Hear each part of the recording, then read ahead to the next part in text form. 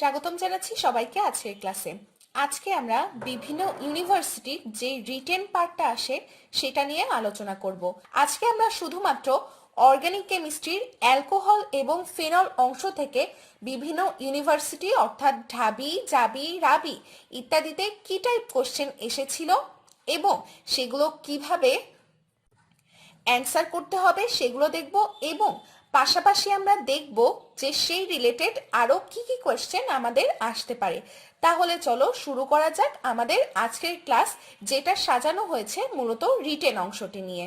আমরা প্রথমেই এই অ্যালকোহল নিয়ে এই প্রশ্নটি সলভ করে ফেলি। দেখো, এটি আমাদের ঢাকা ইউনিভার্সিটি 1920-তে অলরেডি এসে গেছে। যখন অ্যালকোহলের মূলত সালফিউরিক অ্যাসিডের সাথে বিক্রিয়া ঘটানো হয় তখন কিন্তু সেটি একটি অপসারণ বিক্রিয়া হয়ে যায়। এখানে আমরা প্রথমে আমাদের যৌগের নামকরণ করে নিই।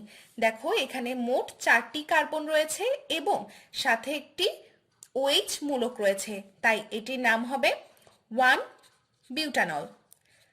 এরপর 1 বিউটানলকে যদি তুমি সালফিউরিক অ্যাসিডের সাথে বিক্রিয়া দাও এবং সেখানে 170 ডিগ্রি সেলসিয়াস তাপমাত্রা থাকে, তাহলে দেখো কি উৎপন্ন হবে। তাহলে আমাদের সম কার্বন বিশিষ্ট একটি অ্যালকিন উৎপন্ন হবে। তাহলে অ্যালকিন যেহেতু উৎপন্ন হবে সম কার্বন বিশিষ্ট, সেটি হবে বিউট 1 ইন। তাহলে আমরা দেখে ফেলি CH3 CH2 CH CH2। দেখো, যেহেতু এখানে দ্বিবন্ধন রয়েছে তাই এটি অ্যালকিন গ্রুপের সদস্য এবং 4 কার্বন হওয়ায় একে আমরা বলছি বিউট 1 ইন। এবং দেখো, সাথে আমাদের আরো কয়েকটা উৎপন্ন হচ্ছে, তারা হচ্ছে পানি এবং সালফিউরিক অ্যাসিড। এটি হচ্ছে বিউটানল 1 এর অপসারণ বিক্রিয়া। এই অপসারণ বিক্রিয়ায় সাধারণত হ্যালোজেন, পানি, হাইড্রোজেন যৌগসমূহ অপসারিত হয়। তাহলে চলো আমরা নেক্সট কোয়েশ্চেনে যাই। আমাদের নেক্সট কোয়েশ্চেন হচ্ছে কিভাবে ফেনল শনাক্ত করা যায়। তাহলে চলো প্রথমে আমরা ফেনল চিনে নিই। যদি আমরা বেঞ্জিনের উপর হাইড্রক্সিল মূলক দিই তাহলে তাকেই আমরা বলি ফেনল। আমরা মূলত জানি যে ফেনল আলকাট্রার আংশিক পাতন থেকেও পাওয়া যায়। মূলত যদি তুমি মধ্যম তৈলকে 170 ডিগ্রি থেকে 230 ডিগ্রি সেলসিয়াস তাপমাত্রায় আংশিক পাতন করো তাহলে ফেনল পেতে পারো। এই ফেনলকে বিভিন্নভাবে শনাক্ত করা যায়। আমরা চলো সেই বিক্রিয়াগুলো দেখে নিই। তাহলে এই বিক্রিয়াগুলোই হবে আমাদের ফেনল শনাক্তকরণ পরীক্ষা। প্রথমে আমরা বিক্রিয়া করতে পারি ফেরিক ক্লোরাইড। ফেরিক ক্লোরাইড তাহলে একটি ফেনল শনাক্তকরণ বিক্রিয়া। Phenol chloride. দেখো, ফেনলের জলীয় দ্রবণে যদি আমরা ফেরিক ক্লোরাইড দ্রবণ যোগ করি তাহলে বেগুনি বর্ণ ধারণ করে। আমরা প্রথমে বিক্রিয়াটি দেখে ফেলি। ফেনল অর্থাৎ বেঞ্জিনের হাইড্রক্সিল মূলক যদি আমরা 6 অণু নিই এবং সেখানে যদি আমরা ফেরিক ক্লোরাইড অর্থাৎ FeCl3 এর বিক্রিয়া দিই তাহলে সেখানে উৎপন্ন হবে একটি জটিল যৌগ। জটিল যৌগটি দেখতে অনেকটা হবে এরকম, Fe2 প্লাস 6HCl উৎপন্ন হবে। তাহলে দেখো, গাঠনিক সংকেত হিসেবে আমরা এভাবে লিখতে পারলেও আমরা এটিকে এভাবেও লিখতে পারি C6H5O6Fe2। এই জটিল যৌগকে আমরা ডাইফেরিক হেক্সাফিনেটও বলতে পারি। দেখো, এই জটিল যৌগের বর্ণ হবে বেগুনি। এভাবে তাহলে আমরা ফেনল শনাক্ত করতে পারি। ফেনলকে আমরা আরো একভাবে শনাক্ত করতে পারি, তা হচ্ছে ব্রোমিন পানি দিয়ে আমরা পরীক্ষা করতে পারি। সেই পরীক্ষাটা কেমন হবে চলো দেখা যাক। যদি আমরা ব্রোমিন পানি দিয়ে পরীক্ষা করি, ব্রোমিন পানি যদি আমরা ফেনলের মধ্যে এবার ব্রোমিন পানি দিই তাহলে দেখো আমাদের একটি হলুদ বর্ণের অধক্ষেপ হবে। এবং এখানে তৈরি হবে 2,4,6 ডাইব্রোমো ফেনল। ফেনল ব্রোমিন এভাবে সংযুক্ত হবে। তাহলে দেখো একে আমরা বলবো 2,4,6 ট্রাইব্রোমো ফেনল। এর বর্ণ হবে হলুদ। এভাবে কিন্তু আমরা খুব সহজেই ফেরিক ক্লোরাইড এবং ব্রোমিন পানি দিয়ে ফেনলকে শনাক্ত করতে পারি। আমাদের নেক্সট কোয়েশ্চেন হচ্ছে ফেনল অম্লধর্মী কিনা ব্যাখ্যা করো। দেখো আমাদের রিটেন পার্টে 2 মার্কের কোয়েশ্চেনগুলো আসতে দেখা গিয়েছে, সে কারণে আমাদের বেশ কিছু ব্যাখ্যামূলক কোয়েশ্চেনও পড়ে ফেলতে হবে। এখানে আমি শুধু তোমাদেরকে বিক্রিয়াটা দেখিয়ে দিচ্ছি এবং ব্যাখ্যাটা বুঝিয়ে দিচ্ছি, তাহলে তোমরা যখন এক্সাম হলে লিখবে তখন ব্যাখ্যাটার সহকারে লিখবে। দেখো পানিতে ফেনল কিন্তু সামান্য পরিমাণে বিয়োজিত হয়ে হাইড্রোজেন আয়ন দেয়। তাহলে আমরা প্রথমে বিক্রিয়াটা দেখি।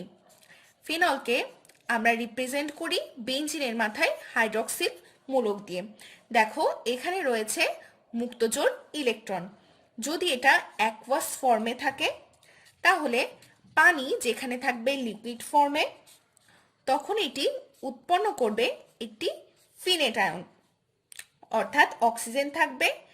এভাবে এটি ফিনেট আয়ন তৈরি করবে এবং সেখানে তৈরি করবে অক্সোনিয়াম আয়ন। অর্থাৎ পানিতে কিন্তু ফেনল সামান্য পরিমাণে বিয়োজিত হয়ে হাইড্রোজেন আয়ন দান করছে। এক্ষেত্রে ফেনল একটি দুর্বল অ্যাসিড হবে এবং এর পিকে এর মান হবে 10। ফেনলের জলীয় দ্রবণ নীল লিটমাসকে কিন্তু লাল করতে পারে, কারণ এখানে একটি হাইড্রোনিয়াম আয়ন রয়েছে। তাহলে আমরা লিখতে পারি নীল লিটমাস প্লাস হাইড্রোনিয়াম আয়ন, তাহলে হবে লাল লিটমাস প্লাস পানি। তাহলে দেখো ফেনলের বেঞ্জিন চক্রে পাই ইলেকট্রনের অনুরণন বা রেজোনেন্সের কারণে OH মূলকের নিঃসঙ্গ ইলেকট্রন যুগল অংশগ্রহণ করে। ফলে ফেনলের OH মূলকের অক্সিজেন পরমাণুটি আংশিক ধনাত্মক চার্জযুক্ত হয়ে পড়ে। এই অক্সিজেন পরমাণুটি OH বন্ধনের ইলেকট্রনকে নিজের দিকে যেহেতু আকর্ষণ করে, তাই প্রোটন হাইড্রোজেন রূপে পৃথক হয়ে অক্সোনিয়াম আয়ন বা হাইড্রোনিয়াম আয়ন তৈরি করে। ফলে এটি প্রোটন প্রদান করতে পারে এবং ফেনল অম্লধর্মী হয়। যদিও ফেনল কিন্তু একটি দুর্বল অ্যাসিড, আমরা ফেনলকে দুর্বল অ্যাসিড হিসাবে কাউন্ট করব। এবং ফেনলের কিন্তু কার্বলিক সাবানের মতো গন্ধ রয়েছে, যেটা দিয়ে আমরা ফেনলকে চিনতে পারবো। তাহলে চলো আমরা এবার নেক্সট কোয়েশ্চেন দেখি। দেখো এবার আমরা আমাদের নেক্সট কোয়েশ্চেন সলভ করব। ইথানল কিভাবে স্টার্চ থেকে প্রস্তুত করা যায়। এই কোয়েশ্চেনটি কিন্তু তোমাদের জন্য অনেক ইম্পর্টেন্ট, কারণ এই কোয়েশ্চেনটি বিভিন্নভাবে অনেকবার বিভিন্ন ইউনিভার্সিটিতে এসে গেছে। এই কোয়েশ্চেনটি তোমাদের রিটেন পার্টে 2 মার্কের জন্য চলে আসতে পারে। তাহলে চলো আমরা এই কোয়েশ্চেনটি সলভ করি। আমি যেটুকু ব্যাখ্যা প্রয়োজন হয় সেটুকু বলে দিচ্ছি এবং আমাদের যে মেন বিক্রিয়াটা সেটা শুধুমাত্র আমি লিখে দিচ্ছি। ইথানল থেকে স্টার্চ এর কথাই যদি আমরা আসি, তাহলে আমরা জানি যে স্টার্চের প্রধান উৎস হিসাবে আমরা আলু, গম, চাউল, বার্লি, ভুট্টা ইত্যাদিকে নিতে পারি।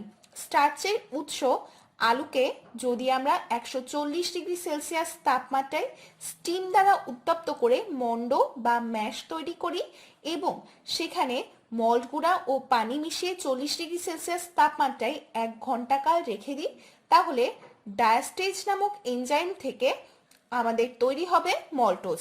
তাহলে আমরা বিক্রিয়াটা দেখে নিই। যদি আমরা C6H10O5 N, যেটা আমাদের স্টার্চের সংকেত, যদি আমরা পানির সাথে বিক্রিয়া করাই এবং সেখানে 40 থেকে 50 ডিগ্রি সেলসিয়াস তাপ এবং ডায়াস্টেজ এনজাইম রাখি, যেটা মূলত ইস্ট থেকে পাওয়া যায়, তাহলে উৎপন্ন হয় মল্টোজ, অর্থাৎ NC12H22O11। একে আমরা বলছি মল্টোজ। এবার শেষে যদি 25 ডিগ্রি সেলসিয়াস তাপমাত্রায় এই 10% মল্টোজ দ্রবণে আমরা ইস্ট যোগ করি, তাহলে নিম্নোক্ত বিক্রিয়াটি ঘটবে। দেখো আমরা অলরেডি মল্টোজ পেয়ে গেছি C12H22 ও 11, যাকে আমরা মল্টোজ বলছি। এবার আমরা যদি পানির সাথে বিক্রিয়া দিই এবং সেখানে ম্যালটেজ নামক এনজাইম বিক্রিয়া করে, যা পাওয়া যায় ইস্ট থেকে, এবং 25 ডিগ্রি সেলসিয়াস তাপমাত্রা থাকে, তাহলে উৎপন্ন হবে গ্লুকোজ C6H12O6, যাকে আমরা বলছি কি গ্লুকোজ। এবার আমরা গ্লুকোজকে আবার আদ্র বিশ্লেষিত করতে পারি। দুই অণু C6H12O6 যদি আমরা 25 ডিগ্রি সেলসিয়াস তাপমাত্রা এবং জাইমেজ এনজাইমের সাহায্যে বিক্রিয়া ঘটাই, তাহলে তৈরি হবে আমাদের মিথানল C2H5OH প্লাস 4 অণু কার্বন ডাইঅক্সাইড। অর্থাৎ এই ধাপের শেষে আমরা 25 ডিগ্রি সেলসিয়াস তাপমাত্রায় 10% মল্টোজ দ্রবণে ইস্ট যোগ করছি। ইস্ট থেকে ম্যালটেজ ও জাইমেজ নামক এনজাইম নিঃসৃত হলে ম্যালটেজ মল্টোজকে আদ্র বিশ্লেষিত করে গ্লুকোজে এবং জাইমেজ গ্লুকোজকে বিয়োজিত করে ইথানল ও কার্বন ডাই অক্সাইডে পরিণত করে। এই প্রক্রিয়ায় মূলত 12 থেকে 15% ইথানল, পানি ও গ্লিসারিন ইত্যাদির মিশ্রণ উৎপন্ন হয়। একে আবার আমরা যদি আংশিক পাতিত করি তাহলে আমরা রেকটিফাইড স্পিড পাই। মূলত এটাই ছিল আমাদের স্টার্চ থেকে ইথানল প্রস্তুতের বিক্রিয়া। দেখো আমরা এবার আরেকটি ইম্পর্টেন্ট কোয়েশ্চেন সলভ করতে যাচ্ছি, মিথানল কিভাবে প্রস্তুত করা যায়। মিথানল প্রস্তুত করতে হলে আমাদেরকে প্রথমে ওয়াটার গ্যাস উৎপাদন করে নিতে হবে। যদি আমরা কার্বন সলিড রাখি এবং পানিকে গ্যাস হিসাবে রাখি এবং 1400 ডিগ্রি সেলসিয়াস তাপমাত্রায় বিক্রিয়া করাই, তাহলে উৎপন্ন হয় কার্বন মনোঅক্সাইড প্লাস হাইড্রোজেন। একে আমরা বলছি ওয়াটার গ্যাস। একে আমরা বলবো ওয়াটার গ্যাস। বর্তমানে পৃথিবীতে উৎপাদিত মিথানলের প্রায় 90% ওয়াটার গ্যাস থেকে কার্বন মনোঅক্সাইড প্লাস হাইড্রোজেন থেকে সংশ্লেষণ করা হয়। লোহিত কোক 1400 ডিগ্রি সেলসিয়াস ও স্টিম থেকে ওয়াটার গ্যাস মূলত উৎপাদন করা হয়। এবার আমরা ওয়াটার গ্যাসের সাথে যদি হাইড্রোজেনের বিক্রিয়া দিই তাহলে উৎপন্ন হবে মিথানল। আমরা বিক্রিয়াটি দেখে ফেলি। ওয়াটার গ্যাস যেটি আমরা কেবলই প্রস্তুত করলাম, হাইড্রোজেন, যদি আমরা এবার হাইড্রোজেন গ্যাসিয়াস অবস্থায় বিক্রিয়া ঘটাই তাহলে উৎপন্ন হয় মিথানল CH3OH। কিন্তু মনে রাখবে যে এখানে প্রভাবক তাপ এবং চাপ অনেক বেশি ইম্পর্টেন্ট। দেখো প্রভাবক হিসেবে থাকে জিঙ্ক অক্সাইড এবং ক্রোমিয়াম অক্সাইড। এরপরে এখানে তাপ থাকে 300 ডিগ্রি সেলসিয়াস এবং চাপ থাকে 200 ATM। আমাদের যে কোনো বিক্রিয়ার ক্ষেত্রে কিন্তু প্রভাবক তাপ এবং চাপ অনেক বেশি ইম্পর্টেন্ট, সেগুলো কিন্তু আমাদের এমসিকিউ আকারেও এসে যেতে পারে। তাহলে আমরা বলতে পারি যে ওয়াটার গ্যাস ও এর অর্ধেক আয়তনের পরিমাণ হাইড্রোজেনের গ্যাসের মিশ্রণকে যদি আমরা 200 ATM চাপে এবং 300 ডিগ্রি সেলসিয়াস তাপমাত্রায় উত্তপ্ত জিঙ্ক অক্সাইড ও ক্রোমিক অক্সাইড বা অ্যালুমিনিয়াম অক্সাইড মিশ্র প্রভাবকের ওপর দিয়ে আমরা বিক্রিয়া করাই, তাহলে উৎপন্ন হবে মিথানল। এই প্রক্রিয়ায় যে মিথানল উৎপন্ন হবে তার বিশুদ্ধতা প্রায় 99% হয়। মূলত এভাবেই আমাদের মিথানল প্রস্তুত করা হয়ে থাকে। এবার আমরা অ্যালকোহলের বিভিন্ন অবস্থার কয়েকটি সংযুক্তি জেনে নিব, যেগুলো আমাদের জন্য অনেক বেশি important. Rectified speed. Rectified speed হলো মূলত 95.6% ইথানল ও 4.4% পানির সমস্ফুটন মিশ্রণ। এক্ষেত্রে কিন্তু স্ফুটনাঙ্ক থাকবে 78.1 ডিগ্রি সেলসিয়াস। এরপরে রয়েছে প্রুফ স্পিড। আয়তন হিসেবে 57.1% ইথানল এবং 42.9% পানির মিশ্রণকে প্রুফ স্পিরিট বলা হয়। বিদেশ থেকে আমদানিকৃত কোনো অ্যালকোহলের শক্তিমাত্রা নির্ণয়ে প্রুফ স্পিরিটকে মাপকাঠি বা স্ট্যান্ডার্ড রূপে আমরা ব্যবহার করে থাকি। এরপরে রয়েছে উড স্পিরিট। যদি কাঠের অন্তর্ধপাতন 350 ডিগ্রি সেলসিয়াস যেখানে থাকে, সেখান থেকে প্রাপ্ত পাইরোলিগনাস অ্যাসিড মিশ্রণ থেকে আমরা মিথানলকে পৃথক করি, তাহলে সেটাকেই আমরা বলি উড স্পিরিট। এক্ষেত্রেও সংযুক্তিটা আমাদেরকে জেনে নিতে হবে। সেখানে সংযুক্তি থাকবে 98% মিথানল এবং থাকবে 1 থেকে 2% অ্যাসিটোন। তাহলে আমরা এটিও জেনে নিলাম।